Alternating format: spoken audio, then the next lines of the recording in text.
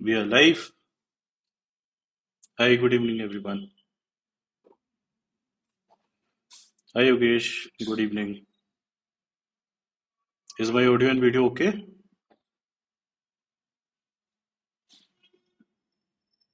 Is my audio and video okay? Can anybody confirm me? Good evening, Ganesh. Awesome. Awesome. Okay, let's start then. Today, we are going to learn a very interesting topic and very important topic called web scraping. Do anybody of you have any idea what web scraping is? Do anybody of you have any idea what web scraping is? No? Okay.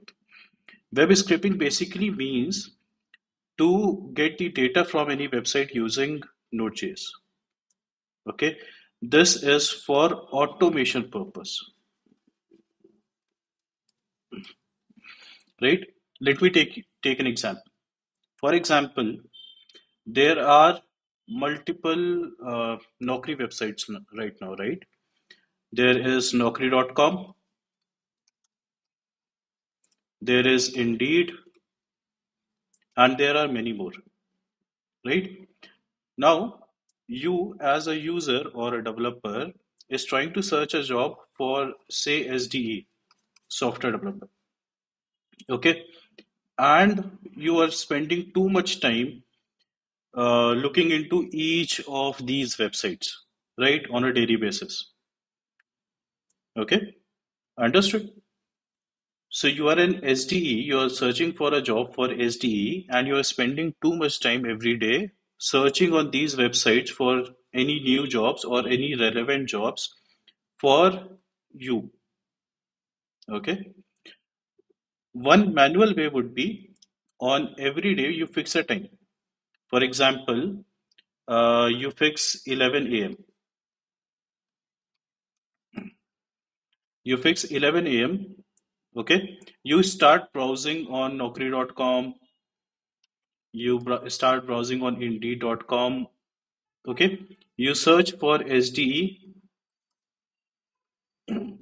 search for relevant jobs, and get a link. Click on that link and apply to that. Right. The same thing. The same thing, that is opening Chrome, right? Going to the website,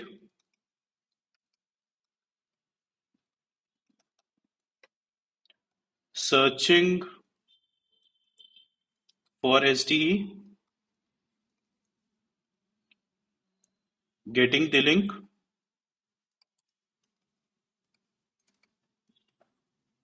getting the relevant links, okay, clicking on them, then applying for a job.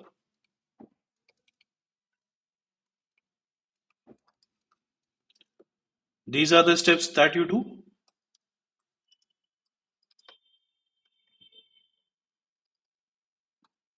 These are the steps that you do, right?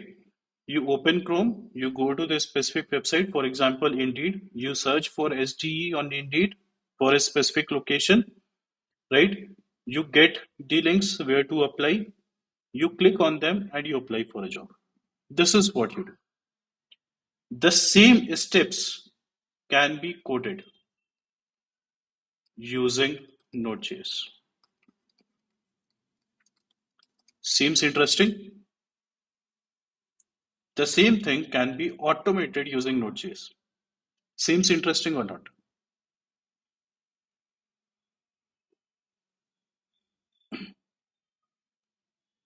Right? To do this, in place of Chrome, there is a browser called Chromium,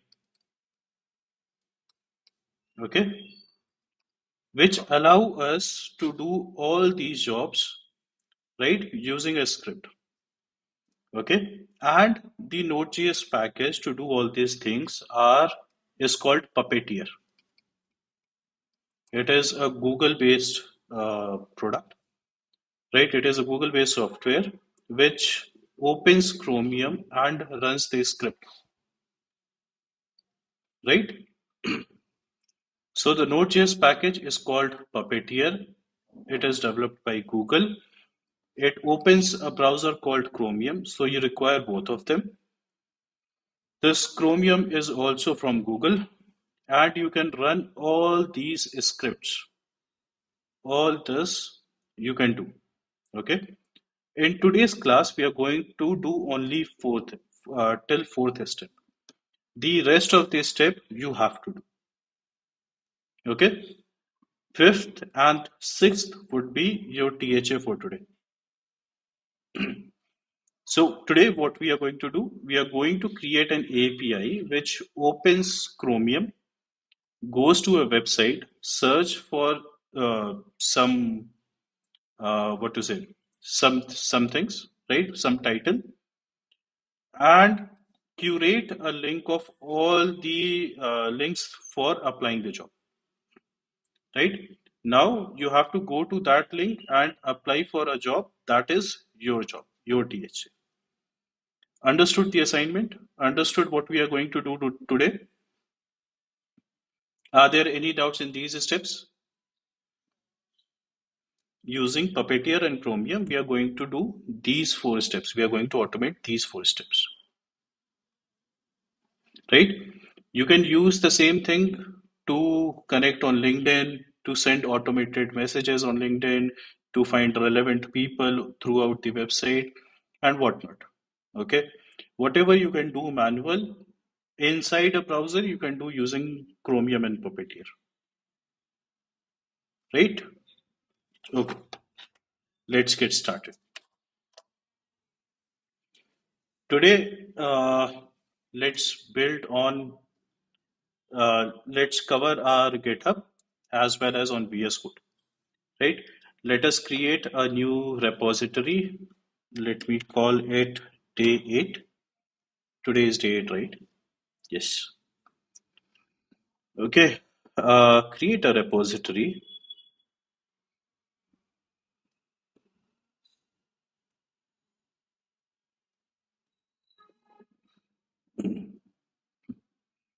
Right?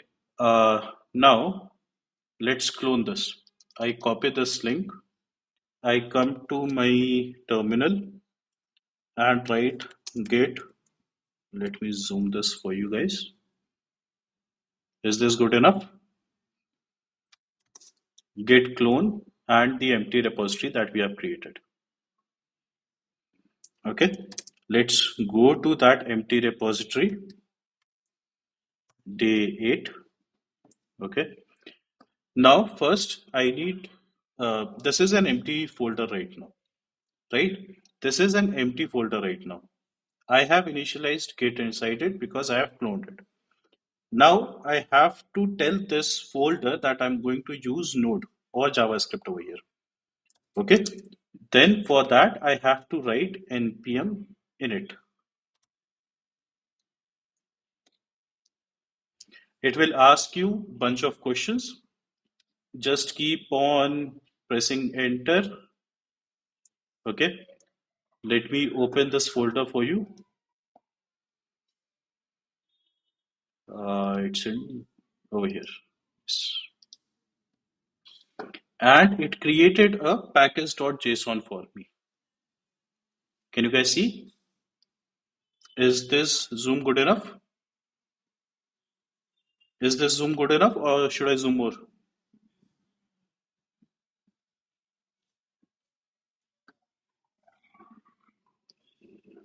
Awesome. Awesome. Okay. It has created a package.json for me with some bunch of things that it has asked. Okay. I'm not going to touch it for now, right? Now I have to create a file called .git ignore, right? Whatever you write over here, whatever the folder name or the file name you write over here will not be pushed to Git or will not be tracked by Git. Okay, so this file git ignore allows us not to push node modules. because node modules are unnecessary to push. Because I can simply do npm install and install all the node modules that is required, right? So I have written node modules over here. Just write the name of the folder that you do not want GitHub to track. Okay. Now I will install the necessary packages over here. npm install. Okay. I will need Express for this. I will need ngrok for it. Okay. Forget about ngrok. I will need Puppeteer for this. These are the two libraries that I'm going to use today. Right. Now I have written npm install Express and Puppeteer. It has installed it. It has created a dependency for me. See, this is new, right? We have Express, we have Puppeteer over here. Two things. Now you see this node modules. Over here it says that there are three files that has been changed, right? Package JSON, which we have created, package log, which node creates for itself. This is basically a cache for whatever you are installing, and get ignore. I have written node modules over here. See, node modules are not getting tracked because they are very big, right? It is unnecessary for them to push. Okay, I can simply come to this folder and do npm install. It will install all the dependencies listed over here. So node modules is unnecessary. You're not able to see? Is this okay now, Avinash?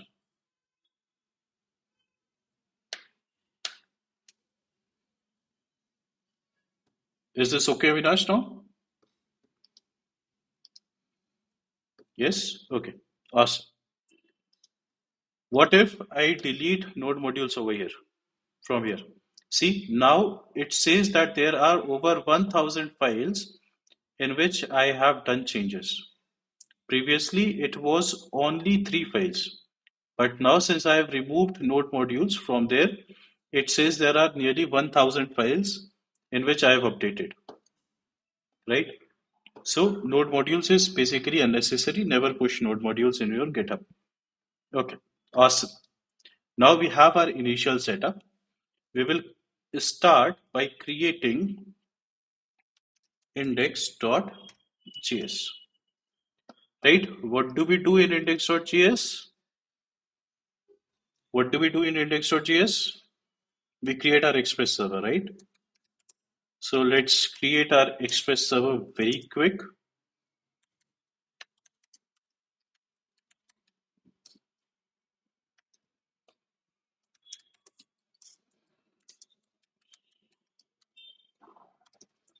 And we need a port to listen to. Let's say it is 3001 for now. And app.listen to this port and have a callback which prints out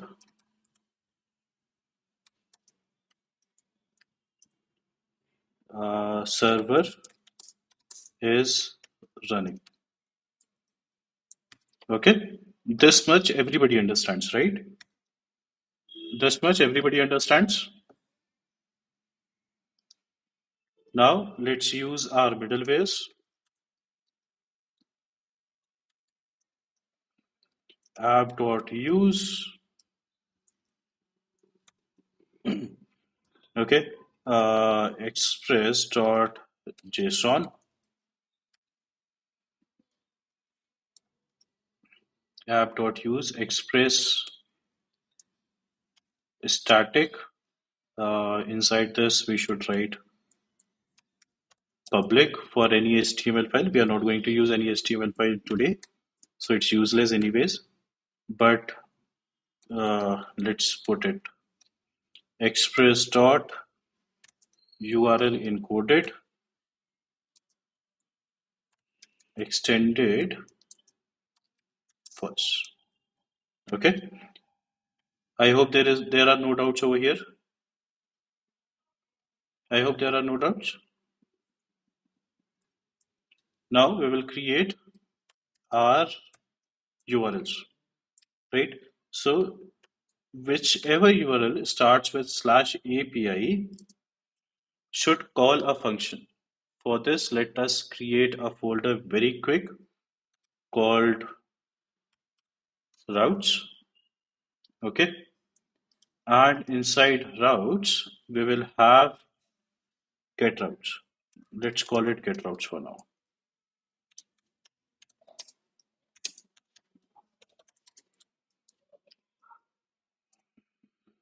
Dot slash routes, and inside that I will create get routes. Okay. Whenever an API starts with /API, it should go to a /API v1. It should go to get routes. Okay. I hope there are no doubts over here as well. It's just a syntax. Okay. Whatever API starts with API v1, it should go to get routes. I hope there are no doubts over here.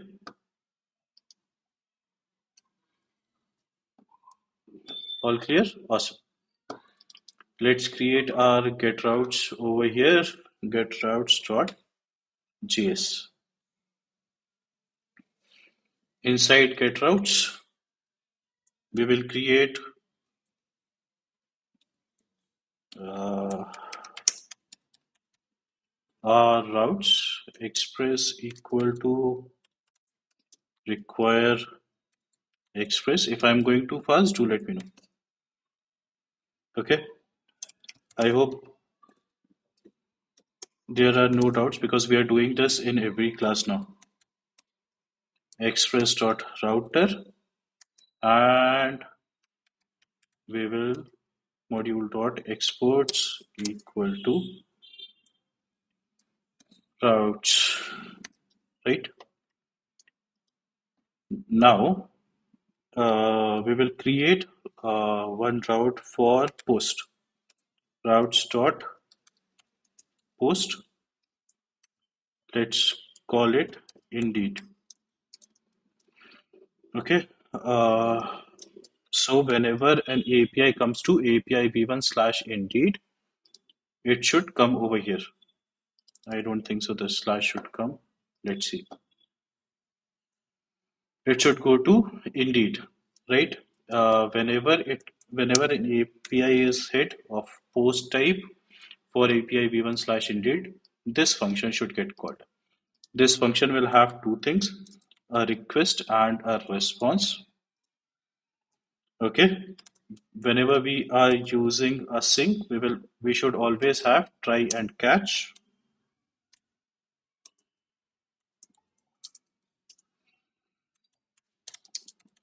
Response.status 500 dot send whatever the error is. Awesome. Now over here comes our main part, right? In your request.body, in request.body, let's have something called skill.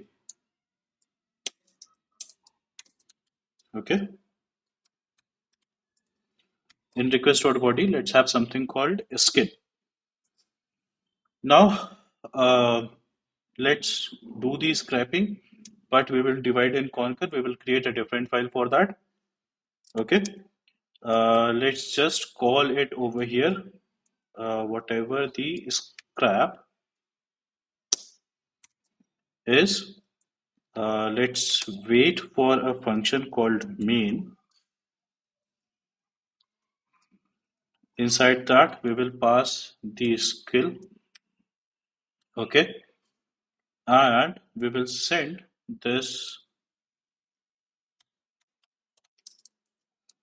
response.status 200.json Okay, with status as okay, and let's say the list we will get it from our scrap. Okay, inside this scrp dot list. Okay, awesome. But there is a error. If this scrap does not give you a list, right? If this scrap does not give you a list, this line will break, right? And what are the three main things that we need to take care of? Performance, security, and edge cases. Is the performance okay over here? Is there anything that we can improve in the performance? No. We have simply called a function. Whatever performance improvement we need to do, we will do it over here. We are waiting for that function, right? And we are sending that list. But over here, there is there is a problem. What if this is null? For example, this main function returns nothing or null. Then this line will break and your code will break. To do that, okay, to handle that, either you can do something like this, question mark dot. That means if this is null, this dot operator should not work. Okay, question mark basically means if this is null, this dot operator should not work, right? The lengthier way of writing the same thing is if scrap is there, right? And scrap dot list exists, right? And check if this is an object, right? Uh, type of scrap is object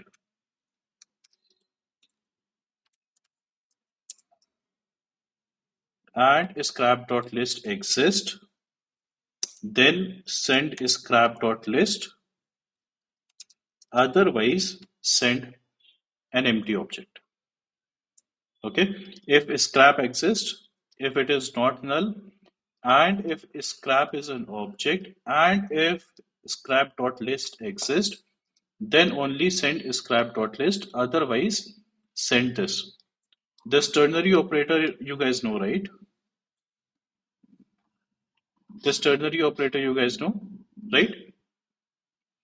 So to write this short, we simply write scrap dot list. This handles if this scrap is null, right? If this is null, basically this will return a null, okay? Or either you can write it like this, send an empty object, or you can do something like double question mark, but I prefer like this. Okay, this is the shorter form for that bigger line. Okay, do not get confused. This is not very important. This is just an extra tip that I'm sending you, right? This handles our edge cases. Okay, I hope no doubts are over here. I hope no doubts are over here. We have to write this main function. We have to write this main function. We are dividing and conquering. So all the scrapping related things will be inside main function. It should return an object with a list inside. It will return you the list. Okay, awesome, awesome. Now let's create this main method.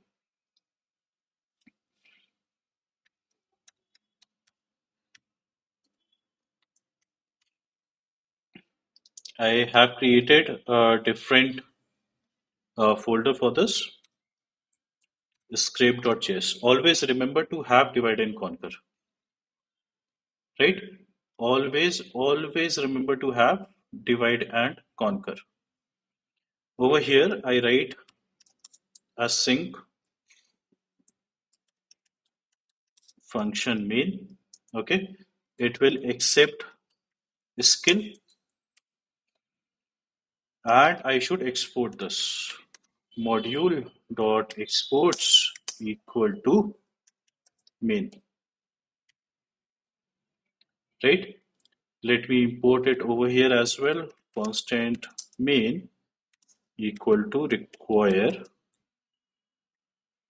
dot slash scrap function slash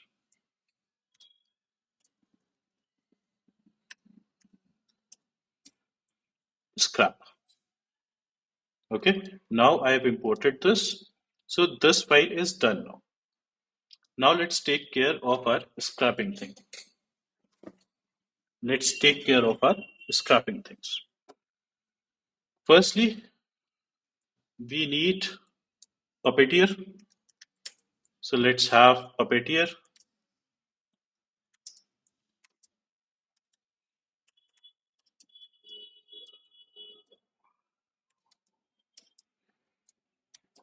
Okay, let's have Puppeteer.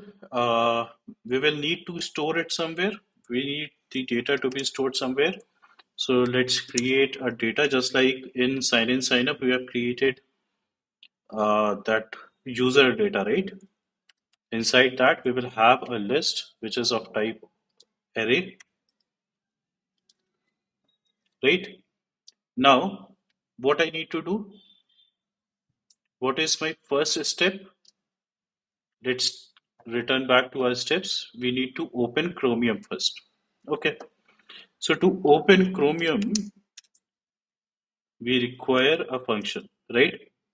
See, JavaScript is that simple. You just have to import and call some functions.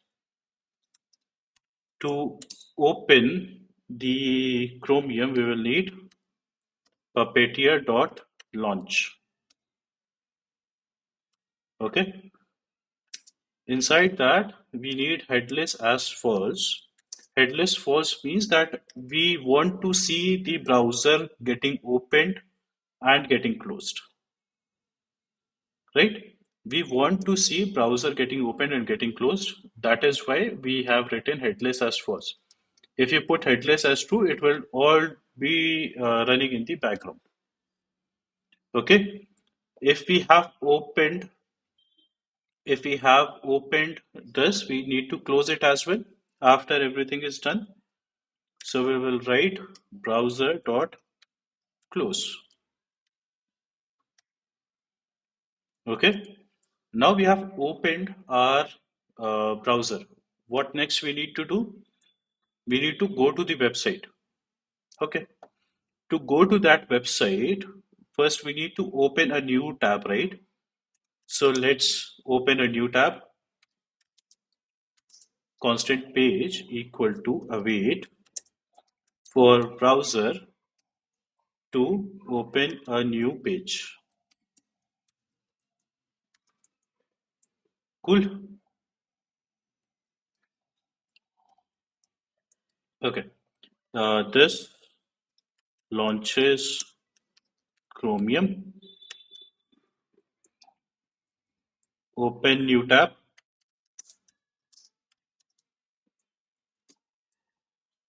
I hope you guys are following. I hope you guys are following, right? We have just opened the browser and created, opened a new tab, right? Awesome. Awesome. Now we need to go to indeed.com. Let's go to Indeed. We have this, okay? Now, if I search for, say, SDE over here for a location of Bangalore and hit find jobs, what is the URL that I'm getting? The URL that I'm getting is something like this: in.indeed.com, Q equal to SDE and L equal to Bangalore, Karnataka. From this, okay, this is not required. So I'm going to remove this. This is not required. This is the URL. Indeed.com/jobs. Q is the search term. This is a variable. This should be replaced with skill, right? So if I simply go to whatever the URL is, after placing this skill into this URL, I will go to that URL, right? For example, in place of SDE, I search for fresher. Am I getting a similar URL? See, everything is same, just the value of Q is different. Are you guys following? So basically this is variable. I have to go to this link with a skill in place, with a skill placed over here, right? You guys following, right? So let me go to that page, page dot go to, and we put in the URL. We put in the URL with this as variable. Okay. I hope you guys are aware of string concatenation this way. So whenever you have a string with a variable inside it, you write it like this, and whatever the variable is, you write dollar and curly braces inside that. Write the variable name. Okay, awesome, awesome. There are few parameters also which it takes. First is timeout. I do not want it to timeout, so timeout should be 0. Okay, and wait until your network is idle. Network idle 0. Okay, try to find out more of these options. Okay, try to learn it more. For this class, we will use the timeout. I do not want it to get timed out, right? It should wait until it is done, and wait until your network is idle. That is, everything is done.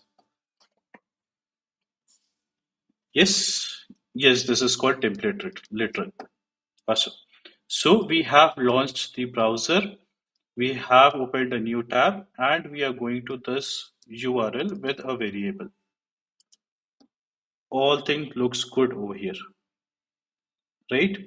If you guys are not following, do let me know. Now, what I want to do is, I've opened this URL, right? I want to insert a script over here. I want to insert a JavaScript into this URL so that I can get these things. I can get these things. If I inspect over here, this is this should have a class. Okay, this class is job title. You guys are following? This has an h2 with a class of job title. Do every one of them have a h2 with a class of job title? H2 job title. Yes. Okay. So if I want to get the job title, I should get this h2 with the class of job title, right? And inside that, I need to get the data written inside A. Okay. So if I want to get this title, I need to search for h2 with a class of job title. Inside that, I need to get the A. I will get the href from this and text from this. Okay. What is the salary? If I search for the salary over here, because salary is also important. If I search for the salary over here, hmm, if I want to get the salary, this is a div with class metadata. Inside that, we have a div, and inside that we have the text. Okay, so to get the salaries, I should target this metadata, div class metadata. Inside that we have div, and inside that we have the text. Okay, are you guys following? This is simple front-end thing. This is simple front-end thing. So if I simply write document.getElement by ID or document.querySelector, I can get this, right? I can get this H2, I can get this div, and so on, right?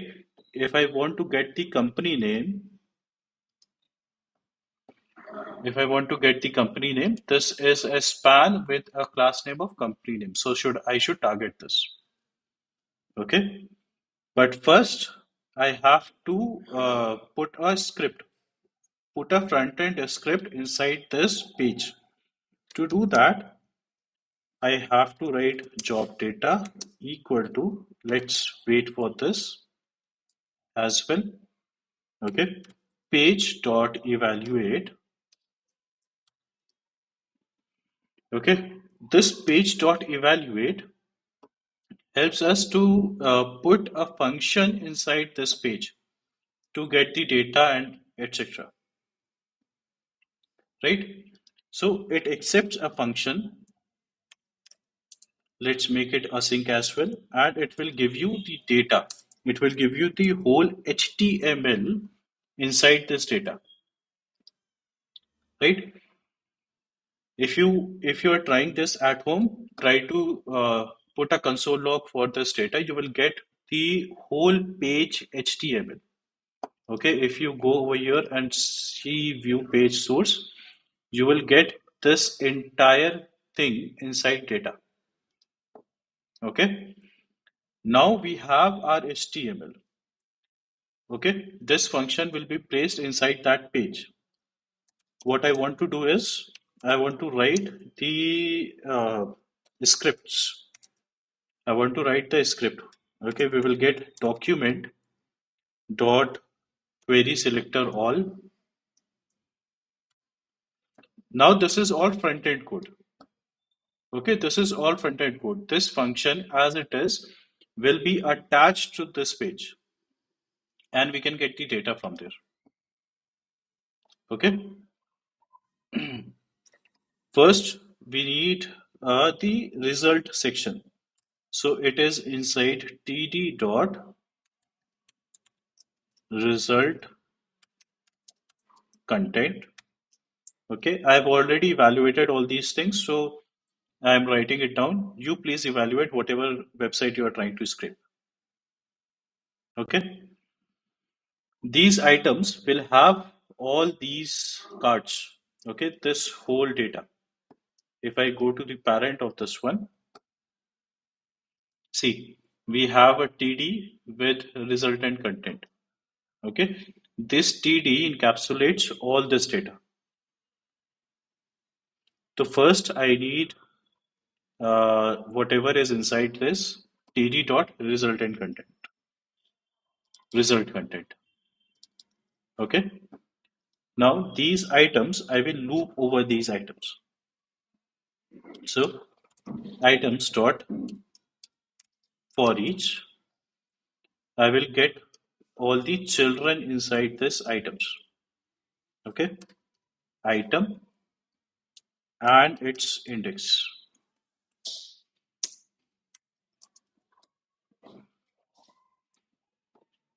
Okay. Now if I want to get the job title, I will simply write title equal to item dot query selector. Inside this TD, I want to get h2 dot job title, h2 with a class of job title inside the uh, uh, a, right? I want this a tag inside the h2 job title. So I will write over here, this is CSS query selector. h2 dot job title inside that a. Okay. And I want to get the inner text out of it. Whatever the inner text it has, I want to get it. So I will write dot inner text.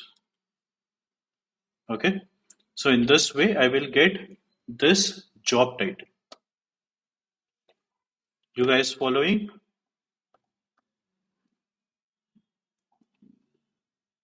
This function basically is gets inside this web page. Now I can get document and I can write normal JavaScript to get the data, right? Firstly, I need all these card data. I need a query selector for all these cards. So I have written document.querySelector td.result content. I am iterating over each one of them. To get the title, I need a inside h2 with a class of job title. Okay, whatever the inner text it has, so I will use that. Okay, now I want to get the link. Constant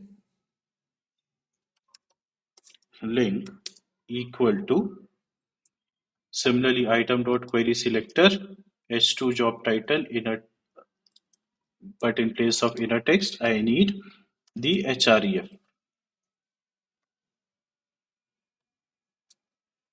Right? If I want to get the salary, to let's say constant salary equal to, where is the salary? Salary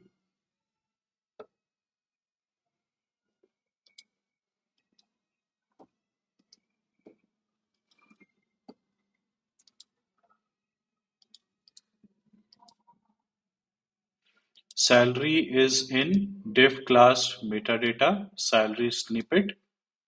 Inside that we have a div, and inside that we have a text. Okay, so let us target that. Item.querySelector.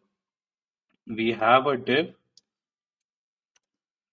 with class of metadata, right? And class of salary snippet. Let me just copy it.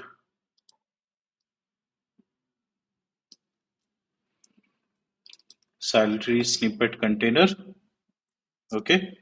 Inside that we have a div whose inner HTML we want. Okay.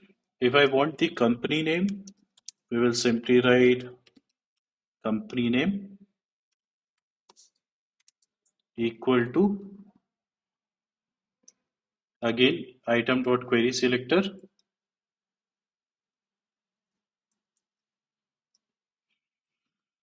right? For the company name, we have simply span dot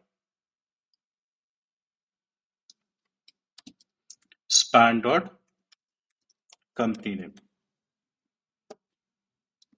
Okay, so we get our company name.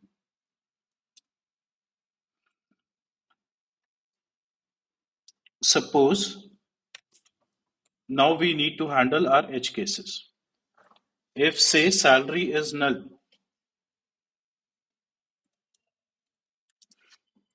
salary is null, that means salary is not defined, right? So let us put let over here and say salary is not defined. Salary equal to not defined. Okay, and when all this is done, let us push to the data that we have created. Data.list.push. Okay, let's push an object with title, salary, company, and link. Okay, and when all this is done, let's return the data that we have created. Okay,